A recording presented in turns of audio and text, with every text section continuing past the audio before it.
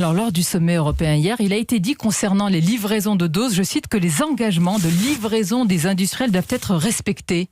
Sinon quoi ? Absolument. C'est un Mais contrat sinon, qu'est-ce qui se passe si ça ne l'est il pas ? peut y avoir des pénalités ou des sanctions. Mais des sanctions contre les laboratoires ? Pfizer ? on a signé, nous, Européens, des contrats avec ces laboratoires. Ces contrats, ils sont obligatoires.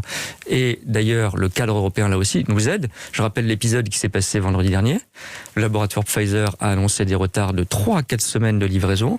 C'était évidemment inacceptable. Et donc, la présidente de la Commission européenne, à notre demande, a appelé immédiatement le PDG de ce laboratoire, dès le vendredi après-midi, et dès le samedi matin, le laboratoire a dit on ne fait qu'une semaine de délai pour adapter notre outil de production, pas mais pour sauf rien, que d'autres et pour pays accélérer. Vont plus loin. L'Italie, par exemple, ne s'autorise à attaquer Pfizer en justice après les retards de livraison. Est-ce que la France l'exclut ? Non, c'est le seul pays qui fait ça en Europe, l'Italie. Vous me citez toujours les exceptions, mais c'est quand même un pays important dans l'Union européenne. Mais le but, c'est pas de faire un procès qui va durer 2 ans. Le but, c'est d'avoir les livraisons de doses maintenant. Et c'est pour ça que c'est plus utile d'avoir mis la pression sur Pfizer pour que les doses arrivent. Cette semaine, nous avons eu un léger creux dans les livraisons de Pfizer, mais on avait un peu de stock. Et dès le 25 janvier, donc dès lundi prochain, le rythme de livraison contractualisé reprend. Mais c'est qui met la pression ?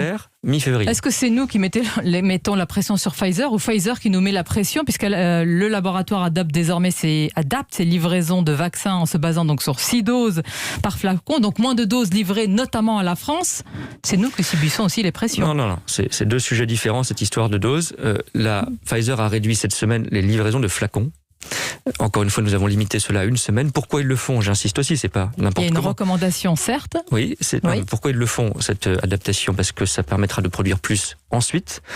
Et l'idée que la 6e dose, comme on l'évoque parfois, est une sorte de compensation de ce retard de livraison, c'est pas du tout le cas. Oui, mais ça nous oblige à un prélèvement très précautionneux, ça. Absolument. En France notamment. Ce n'est pas rien, c'est un défi. Absolument, mais nous faisons ça, non pas sous la pression des industriels, mais sur la base d'une recommandation scientifique. C'est la seule chose qui déterminera le nombre de doses que vous prenez dans un flacon. Ça n'est pas la pression de l'industriel, ou ça n'est pas une compensation d'un retard de l'industriel qui nous guidera.